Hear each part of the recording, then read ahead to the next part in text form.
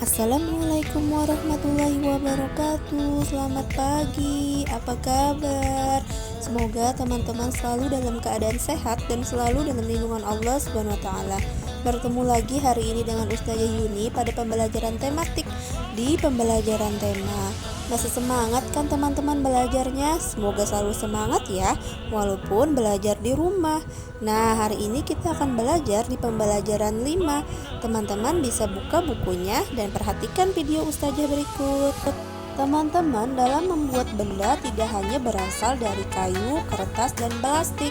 Banyak sekali yang dapat kita gunakan ya, contohnya sebagai berikut ini. Nah, yang pertama ini ada benda dari kaca. Ada benda-benda yang terbuat dari kaca, contohnya setara lain seperti gelas, piring, mangkok, kacamata, akuarium, jendela, dan peralatan laboratorium. Kaca ini memiliki sifat kedap air dan tembus cahaya. Oleh karena itu, kaca digunakan untuk membuat benda yang tahan air. Nah teman-teman, coba kalian perhatikan di rumah kalian. Tentunya ada kan yang terbuat dari kaca, contohnya piring, gelas. Nah, yang kedua yaitu benda yang terbuat dari logam. Coba teman-teman amati di sekitar rumah kalian, apakah ada benda yang terbuat dari logam? Benda tersebut antara lain panci, penggorengan, sendok sayur, sendok makan, kerangka mobil, dan pagar rumah.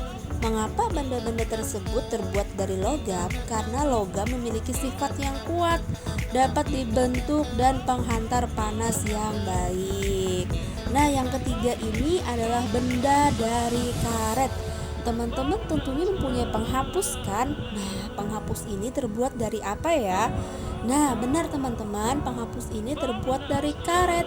Benda lainnya yang terbuat dari karet antara lain ban, balon, sandal karet, bola, dan sarung tangan. Nah, itu tadi ya teman-teman, benda yang bukan terbuat dari plastik, kayu, dan lainnya. Coba teman-teman amati di sekitar kalian, adakah yang terbuat dari bahan kaca, logam, atau karet? Kalau ada, coba teman tuliskan pada tabel di buku yang telah disediakan. Nah, teman tulis ya, misalkan nama bendanya itu gelas. Nah, gelas yang kalian minum itu bahan pembentuknya apa? Nah, misalkan kaca, berarti teman-teman tulis misalnya nomor 1, nama benda adalah gelas, habis itu bahan pembentuknya adalah kaca. Nah, kalian tulis. Setelah ini kita melengkapi bagan. Nah, di sini kan ada kayu, kertas, plastik, kaca, logam, dan karet. Ini adalah bahan-bahan dalam pembentuk benda. Sekarang kita akan menuliskan kaca, logam, dan karet. Kaca sifat bahannya kedap air, tembus cahaya. Contoh bendanya gelas, piring, daun jendela, spion. Logam sifat bahannya kuat, mudah dibentuk, dan penghantar panas. Contoh bendanya pagar sekolah, sendok dan karpu, penggorengan. Nah, sedangkan karet sifat bahannya itu kuat dan lentur, tidak tahan api. Nah, sedang itu contoh bendanya ban mobil, balon, dan bola. Nah, ini teman-teman merupakan ragam atau bentuk bagan dari kayu, kaca, kertas, plastik, logam, dan karet. Silahkan kalian isi di buku tematik kalian ya. Nah, teman-teman, kalian sudah mempelajari tentang aneka bahan pembentuk benda. Setiap bahan pembentuk benda mempunyai sifat yang khas.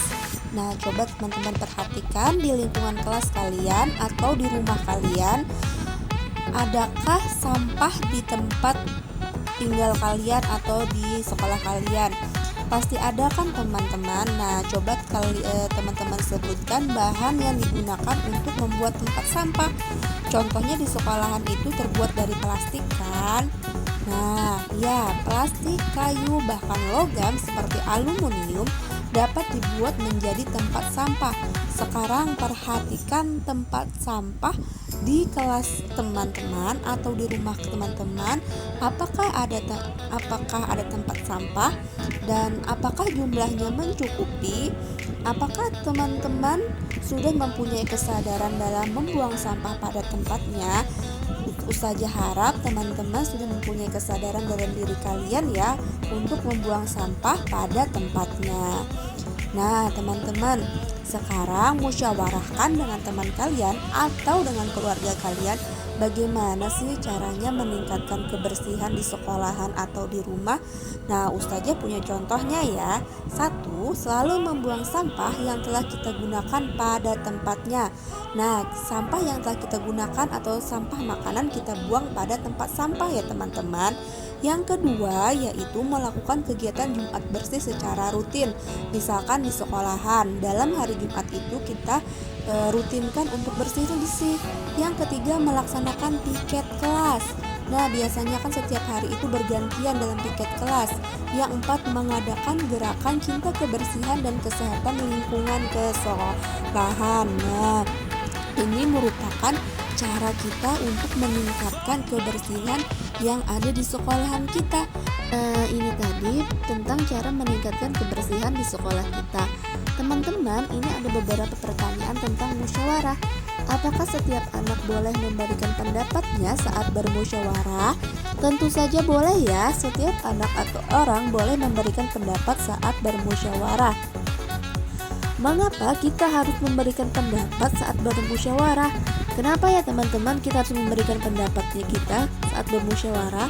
Karena dengan kita memberikan pendapat saat bermusyawarah, maka kita akan membantu mereka memberi masukan dalam musyawarah tersebut.